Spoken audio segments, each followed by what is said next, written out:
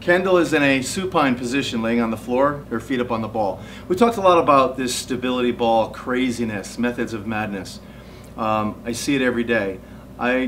It's a very extremely high-risk environment to start throwing weights around and doing exercises on a ball, thinking that you're training core. If you think you're creating a platform to exert force off of in a hypertrophy, with a hypertrophy goal, that is totally false. Remember, this is neural, okay?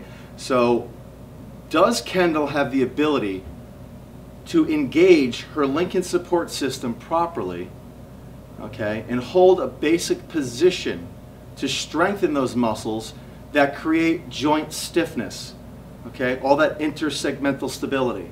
So, in the industry that I work in, personal training industry, we call these active rests.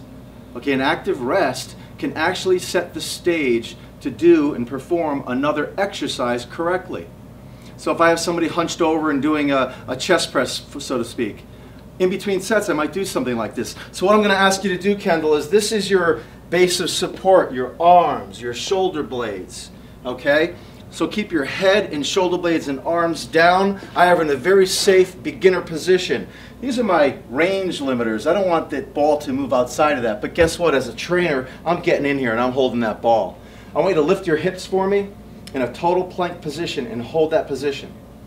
Okay. Right now, I shortened her link and support system. Okay, just like we do in the plank progressions with the rollers. I'm going to have her hold that position. I'm going to ask her to stay as tight as possible. You're going to feel a transition on a lateral aspect. You're going to fall either to the right or the left, or you're going to be stable. That's my question. I'm going to grab your toes lightly, and I'm just going to let go of one. And then I'm going to grab the other toe and let go of the other, and I'm going to ask you, can you hold that position? Yes. And I'm going to let go. I'm going to ask her to hold that position. She's pretty good. She has that base of support. What are the progressions? We need to know the progressions here. Take the belly button away from the waistline of the pants. Don't move the hips. Tighten the glutes. Keep the legs straight as possible. Keep breathing. I'm going to ask you a question. Before I increase her lever arm, I'm going to ask her to keep her elbows down, her shoulder blade down. Can you put your hands on your belly for me? Stay right there. We just did a progression. It's as simple as that. Don't go crazy. Hold this position. Okay, now she's humerus, base of foundation. I'm going to ask her to do the third progression, but guess what? I'm going to be standing here holding that ball. Can you put your arms and reach for the ceiling and put your hands together like you're clapping? Bring the arms towards me a little bit because I want her to be a little more neutral in the shoulder girdle. Hold that position. I'm going to let go of one toe. I'm going to let go of the other toe, and I'm going to say, can you hold that position? Yes. And there it is. She's very strong in this position.